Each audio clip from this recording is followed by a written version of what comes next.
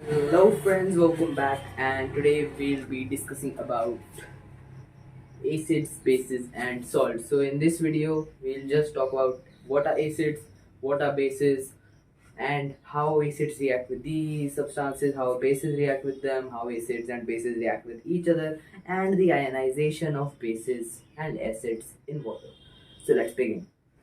A chemist named Svante Arrhenius, whether you say Svante or Svante, so Svante Arrhenius said that whenever a compound is dissolved in water, then it releases ions. यानी अगर हम किसी compound को water में dissolve करते हैं तो ions release करेगा, और ये जो आयंस रिलीज करता है ना, यही उस कंपाउंड के कैरेक्टरिस्टिक्स को स्पेसिफाई करता है कि ये जो आयन रिलीज हो रहे हैं वो आयन उस कंपाउंड के कैरेक्टरिस्टिक्स को स्पेसिफाई करेंगे. तो अभी हम देखेंगे कि अर्हेनियस के अकॉर्डिंग, स्वांते अर्हेनियस के अकॉर्डिंग एसिड्स क्या हैं, बेसिस क्या हैं. तो उसके अकॉर्डिंग एसिड्स आर दो सब्सटेंसेस विच रिलीज हाइड्रोजन और हाइड्रोनियम. तो हाइड्रोनियम क्या होता है, हाइड्रोनियम को लिखते हैं एज H3O+. तो ये अगर कोई सब्सटेंस हाइड्रोजन या हाइड्रोनियम आयंस रिलीज कर रहा है जब वाटर में डिसॉल्व होता है, then they are known as acids. And whenever substance release hydroxide ions, then it is known as a base. तो ये रिलीज कैसे करते हैं वो देखते हैं. So let's take a few examples. HCl, NaOH, KOH and CH3COOH. So in the first example, HCl, when it is dissolved in water, यहाँ पे aqueous लिख देंगे. क्यों? क्योंकि हमने इसे वाटर का सॉल्यूशन फॉर्म किया, इसको वाटर में डिसॉल्व किया है. तो whenever we dissolve HCl which is hydrochloric acid, तो यहीं से पता चल गया कि एसिड है, इसके नाम से हाइड्रोक्लोरिक एसिड. सो हाइड्रोक्लोरिक एसिड जब वाटर में हम इसे डिसॉल्व कर रहे हैं तो फॉर्म करता है H plus ion plus Cl minus ion. ठीक है. NaOH को भी हम एक्वस रखेंगे. NaOH होता है सोडियम हाइड्रोक्साइड. ठीक है. तो सोडियम हाइड्रोक्साइड को जब हम वाटर में डिसॉल्व करते हैं तब फॉर्म होता है तुम्हारा Na प्लस और OH माइनस. KOH का हो जाएगा तुम्हारा K प्लस पोटेशियम का ion, potassium ion and hydroxide ion OH minus. CH3COOH, इसका आ जाता है तुम्हारा H plus plus CH3COO minus. अब यहाँ पे देखोगे कि भाई ठीक है, बेसिस का तो हाइड्रोक्साइड पता चल रहा है, बेसिस का तो हाइड्रोक्साइड हो रहा है. तो हाइड्रोनियम कहाँ से आ गया? हाइड्रोजन भी दिख रहा है एसिड्स में, हाइड्रोनियम कहाँ से आया? तो यहाँ पे देखो तुम्हारा है HCl, ये तुम्हारा H2O में डिसॉल्व होकर के फॉर्म करता है H प्लस और Cl माइनस. तो ये जो हाइड्रोजन का आयन है ना, बहुत अनस्टेबल है. ये तुम्हारे वाटर, ये तो एक्वस सॉल्यूशन था, वाटर में डिसॉल्व किया हुआ था. तो ये H प्लस आयन, ये H प्लस आयन जाके वाटर के साथ, वाटर मॉलिक्यूल के साथ रिएक्ट कर लेते हैं. मतलब हमारा H प्लस प्लस H2O, जब ये रिएक्ट करते हैं तब तुम्हारा फॉर्म होता है H3O. तो हम यूजुअली H प्लस नहीं लिखते, H3O लिखते हैं. क्यों? क्योंकि H प्लस बहुत अनस्टेबल है और थोड़े देर के बाद ही वो H3O हाइड्रोनियम आयंस बना लेते हैं. तो ये तो हो गया तुम्हारा हाइड्रोनियम आयंस कहाँ से आते हैं.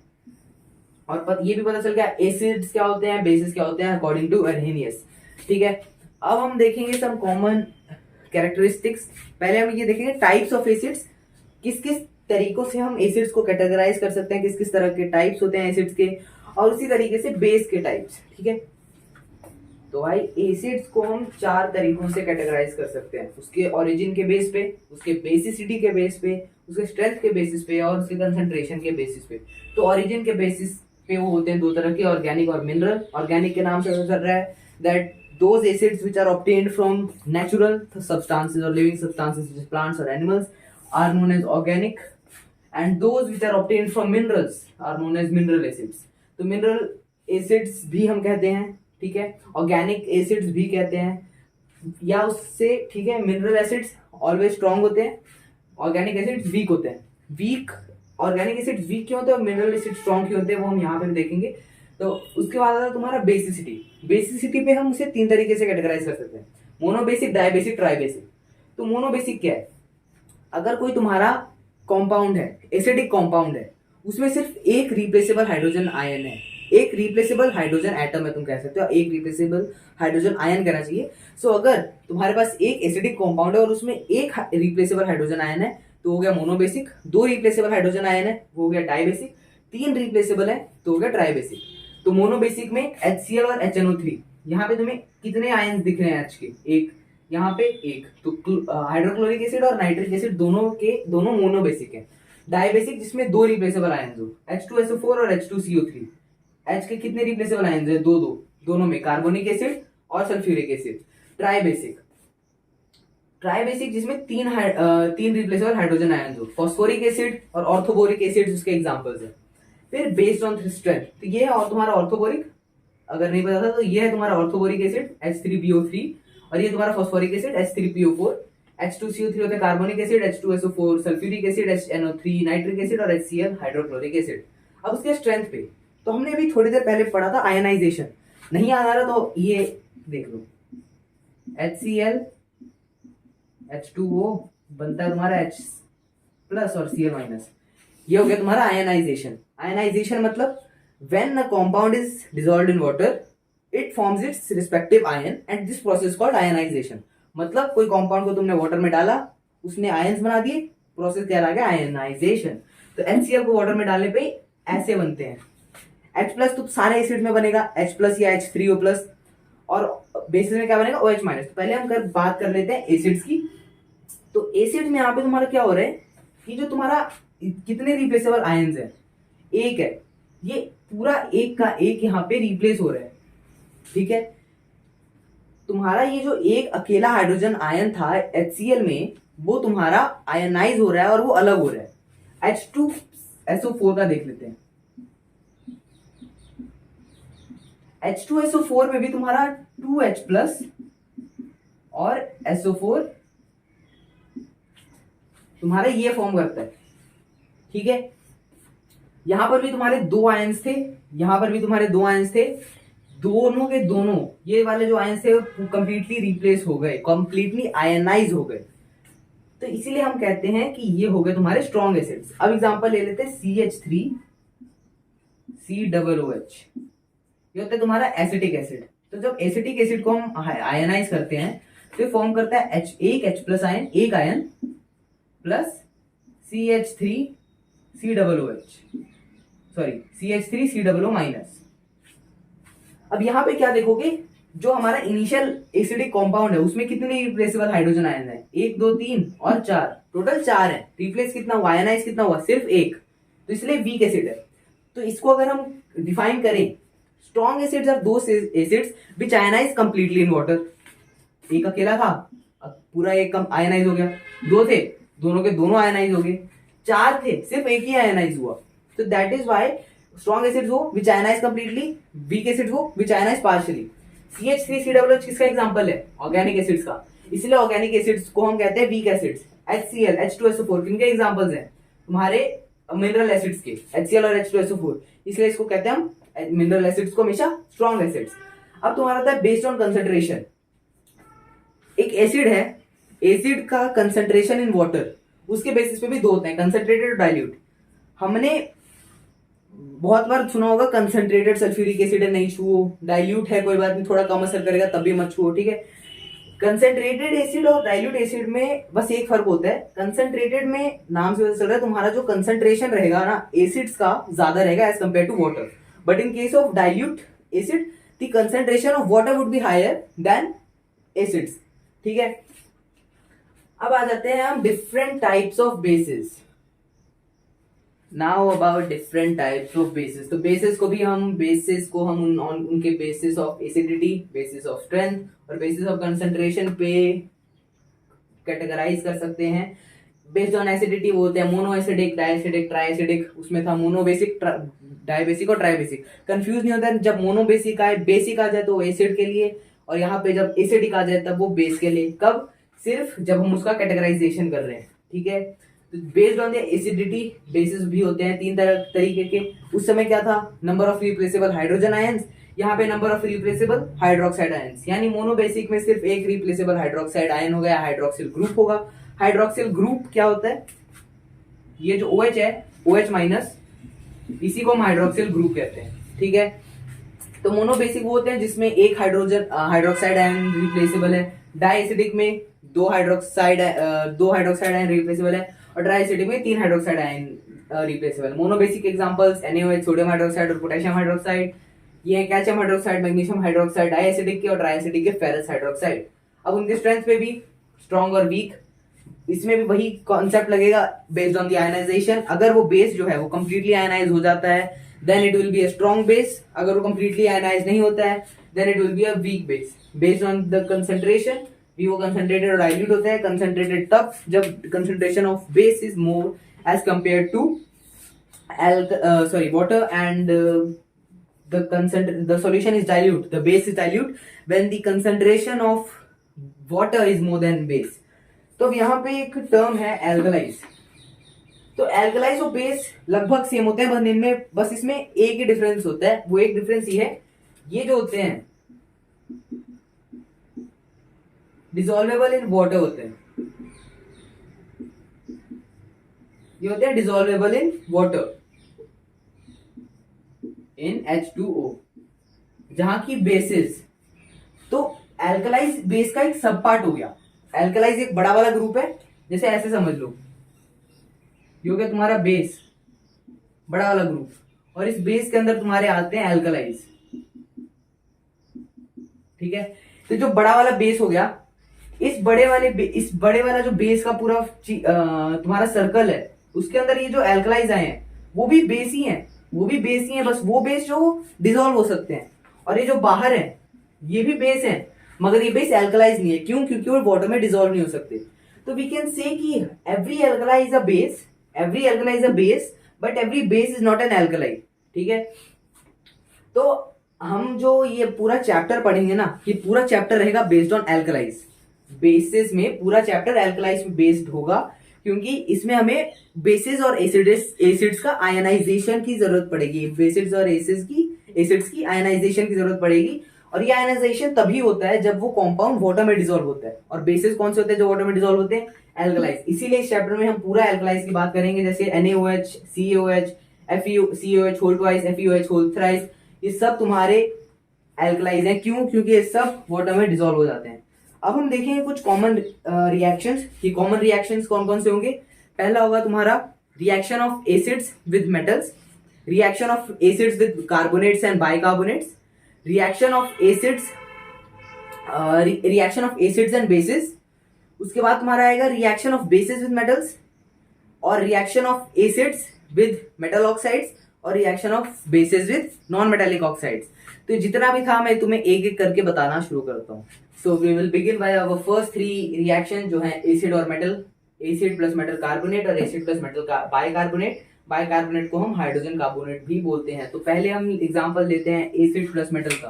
तो जब हम एसिड हम मान लेते हैं HCl में कोई हम मेटल मान लेते हैं Zn, ठीक है।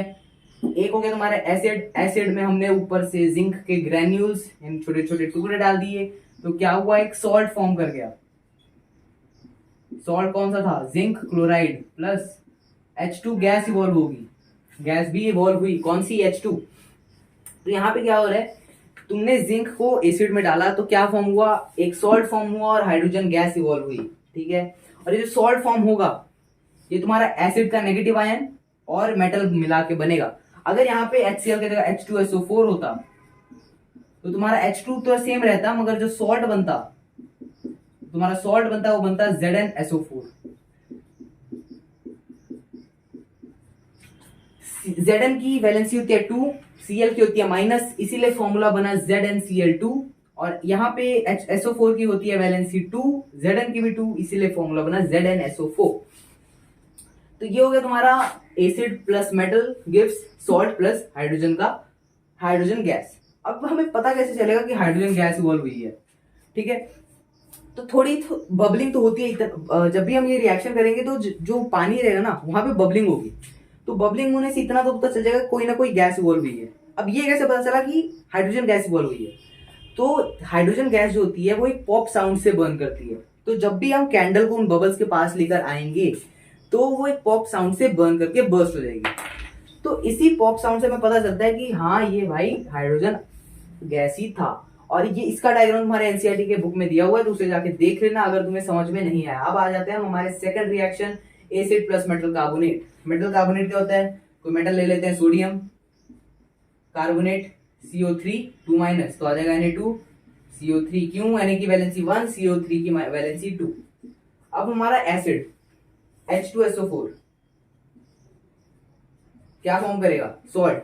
सॉल्ट किसका, metal of that carbonate, metal of metallic carbonate, यानी मेटल ये है हमारा Na plus negative ion, anion of the acid, तो क्या बनेगा Na2SO4, ये हो गया तुम्हारा सॉल्ट, प्लस तुम्हारा फॉर्म करता है H2O, प्लस गैस क्या बनती है CO2।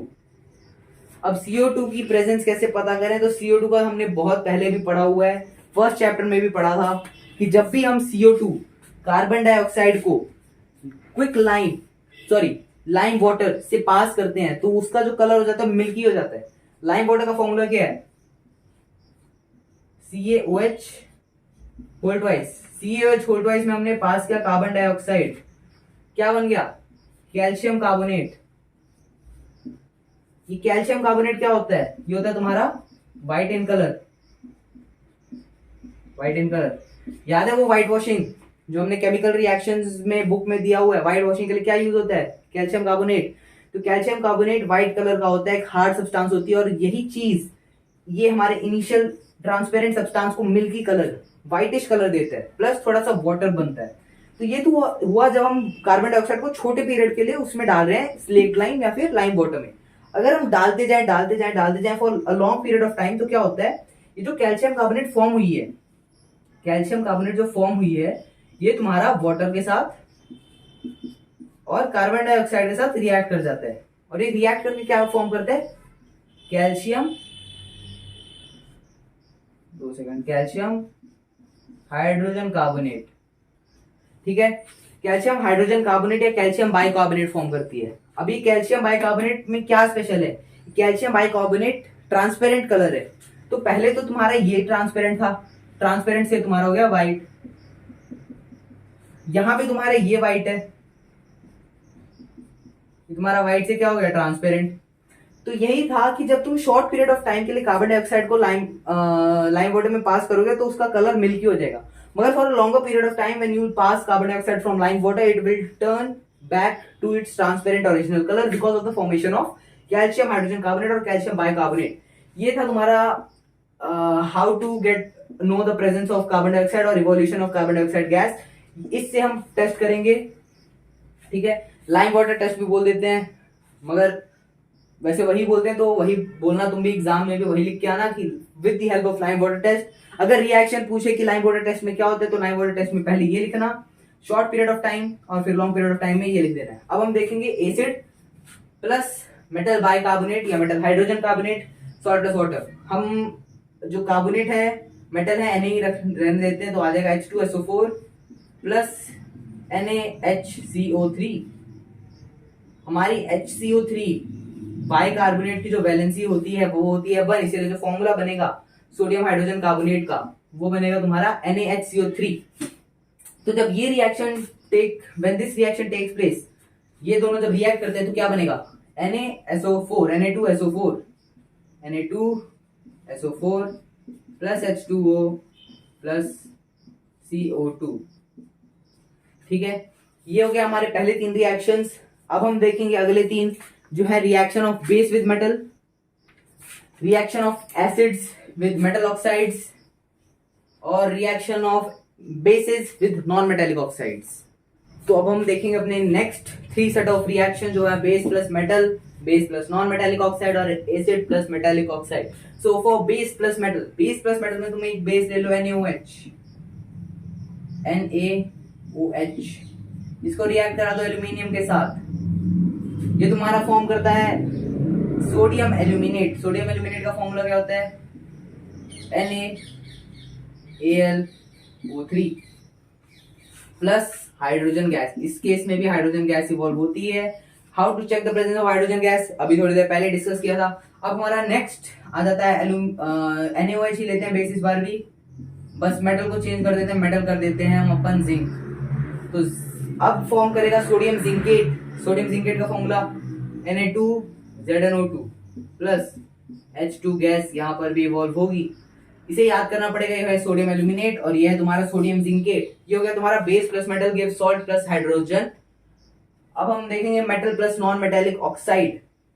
तो अगला है हमारा base plus non metallic oxide. Non metallic oxide का एग्जांपल क्या होता है, कोई नॉन मेटल ले लेते हैं सल्फर, ठीक है, इसका भी हम रिएक्शन डिस्कस करेंगे। एक ले लेते हैं सल्फर, तो सल्फर का metallic oxide, non metallic oxide क्या होगा, ऑक्साइड क्या होगा SO2। अब SO2 को हम रिएक्ट करा देते हैं अपन NaOH से, क्या फॉर्म करेगा, हाँ तो देखो क्या फॉर्म करेगा, तुम्हारा फॉर्म करेगा Na2SO4 प्लस H2O।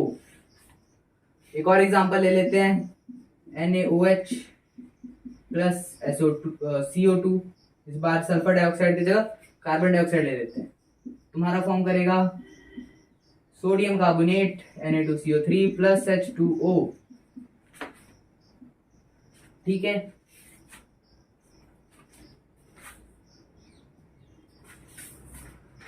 अब हमारा आ जाता है लास्ट एसिड प्लस, हमारा last reaction acid plus metallic oxide give salt plus water. हम एसिड ले लेते हैं HCl, मेटल ले लेते हैं ZnO, क्या फॉर्म करेगा ZnCl2 plus H2O।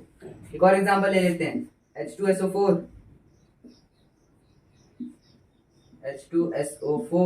Plus MgO, magnesium oxide. Magnesium एक मेटल है तो बना मेटल ऑक्साइड H2SO4, क्या फॉर्म करेगा, ये तुम्हारा फॉर्म करेगा MgSO4 प्लस H2O, ये तुम्हारा 2 है ZnCl2। तो तुमने एक चीज कॉमन देखी होगी तुम्हारे इस रिएक्शन में, base plus non metallic oxide salt and water, acid plus metallic oxide salt and water.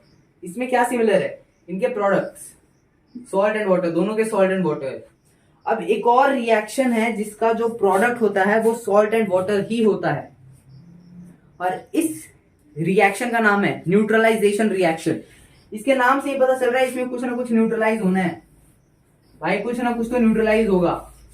Neutralise क्या होगा, उसका नेचर एसिडिक नेचर होता है, एक बेसिक नेचर होता है।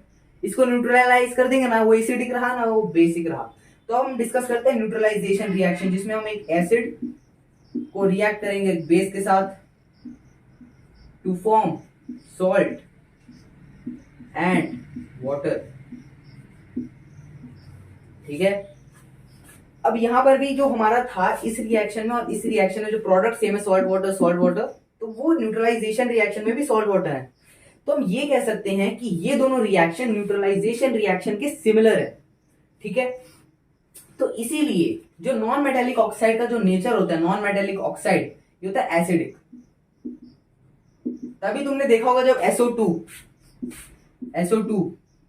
SO3 जो नॉन मेटेलिक ऑक्साइड्स हैं ये एयर में जाके रिएक्ट करते हैं, तब ये फॉर्म करते हैं तुम्हारी एसिड रेन। क्यों, क्योंकि एसिडिक के नेचर होते हैं, जहां पर मेटेलिक ऑक्साइड तुम्हारे बेसिक इन नेचर होते हैं। तो तुम्हारे नॉन मेटेलिक ऑक्साइड हो गए acidic in nature, metallic oxide हो गए बेसिक इन नेचर। अब हम क्यों कह सकते हैं कि ये एसिडिक इन नेचर है, क्यों कह सकते हैं बेसिक इन नेचर है। अब यहाँ पे देखो, इस रिएक्शन को देखो, सेकेंड रिएक्शन को और हमारे न्यूट्रलाइजेशन रिएक्शन को, इन दोनों रिएक्शन को देखो, ठीक है। इसमें क्या है, बेस है, सॉल्ट और वाटर है, बेस है, सॉल्ट और वाटर है। क्या रह गया तुम्हारा इसमें नॉन मेटेलिक ऑक्साइड और एक एसिड। तो हम क्या कह सकते हैं, ये जो रिएक्शन है वो ये जो कंपाउंड है वो एसिडिक इन नेचर है। सिमिलरली इस फॉर्मूला में, इस रिएक्शन में तुम्हारा क्या कॉमन है, सॉल्ट एंड वाटर और एसिड, सॉल्ट एंड वाटर और एसिड। बच गया तुम्हारा मेटेलिक ऑक्साइड और बेस। तो बेस और मेटेलिक ऑक्साइड क्या होंगे तुम्हारे, metallic oxide basic in nature होंगे। अब न्यूट्रलाइजेशन रिएक्शन को देख लेते हैं। NaOH प्लस HCl, सॉल्ट क्या फॉर्म करेंगे, NaCl प्लस H2O। अब देखो ये फॉर्म कैसे करते हैं इसका। अब मैं पूरा कंप्लीट रिएक्शन लिखूं तो ये होता है तुम्हारा NaOH in aqua state plus HCl, ये भी तुम्हारा एक्वा स्टेट में, टू फॉर्म NaCl जो भी एक्वस रहेगा प्लस H2O जो कि एक लिक्विड है। तो तुम्हारा NaOH aqueous, HCl aqueous, NaCl aqueous, H2O liquid. अब ये तुमने क्या पढ़ा था, बेस जब वाटर में डिसॉल्व होते हैं, NaOH क्या एल्कलाई है, यानी एल्कलाई वाटर में डिसॉल्व हो सकता है, NaOH वाटर में डिसॉल्व हो सकता है। तो वाटर में डिसॉल्व होने के बाद बेस क्या करेंगे, वो आयनाइज होंगे। तो NaOH क्या बन जाएगा, NaOH तुम्हारा H2O में जाकर के क्या बनेगा, Na प्लस और OH माइनस। अब HCl भी एक एसिड है, एसिड वाटर में मिलके क्या होते हैं, एसिड भी आयनाइज होते हैं, क्या आयनाइज करके फॉर्म करेंगे, H प्लस और Cl माइनस, करेक्ट। अब यहां पे देखो, हमने डबल डिस्प्लेसमेंट रिएक्शन पढ़ा था, double displacement reaction first chapter में। डबल डिस्प्लेसमेंट रिएक्शन क्या होता है, डबल डिस्प्लेसमेंट रिएक्शन एक ऐसा रिएक्शन है जिसमें दो कंपाउंड्स के, दो डिफरेंट कंपाउंड्स के anion, there is an exchange of ions, दो डिफरेंट कंपाउंड्स के आयंस में एक्सचेंज होता है। तो NaOH के आयंस क्या बने, Na प्लस और इसको हटा देते हैं, Na प्लस और OH माइनस, ये बना तुम्हारा NaOH का। HCl का क्या बना, H प्लस और Cl माइनस। अब क्या होगा, इसका कैटायन उसके अनायन से मिल जाएगा, इसका कैटायन उसके अनायन से मिल जाएगा। मतलब इसका कैटायन क्या है, Na किसके साथ मिल जाएगा, Cl के साथ, क्या फॉर्म करेगा, NaCl, ठीक है। दूसरा इसका कैटायन H प्लस, H क्या किसके साथ रिएक्ट करेगा, OH। तो ये याद रखना, H प्लस OH हमारा रिएक्ट करके बनता है H2O। यहाँ पे क्या बन जाएगा, H2O, ठीक है। प्रोडक्ट्स आगे तुम्हारे, करेक्ट है। तो ये हो गया तुम्हारा न्यूट्रलाइजेशन रिएक्शन। तो हमने सारे रिएक्शन पढ़ लिए, व्हाट आर एसिड्स पढ़ लिया, व्हाट आर बेसिस पढ़ लिया। तो हमने एसिड्स और बेसिस की इंट्रोडक्शन स्टार्ट कर दी और उनके केमिकल प्रॉपर्टीज पढ़ ली। अब हमारा नेक्स्ट वीडियो में, इन आवर नेक्स्ट वीडियो हम क्या लेके आएंगे, इंडिकेटर्स, बिना रिएक्शन करवाए, बिना ऐसे रिएक्शन करवाए, क्योंकि रिएक्शंस आर डेंजरस। वैसे जो भी हम अगले वीडियो में पढ़ेंगे वो भी डेंजरस है, but still this is more dangerous. तो वो जो हम कैसे पता करें कि वेदर दीज आर एसिड और बेसिक, वो हम पता करते हैं with the help of indicators. Indicators क्या होते हैं, कितने तरह के इंडिकेटर्स होते हैं, यूनिवर्सल इंडिकेटर क्या होता है, वो हम डिस्कस करेंगे नेक्स्ट वीडियो में।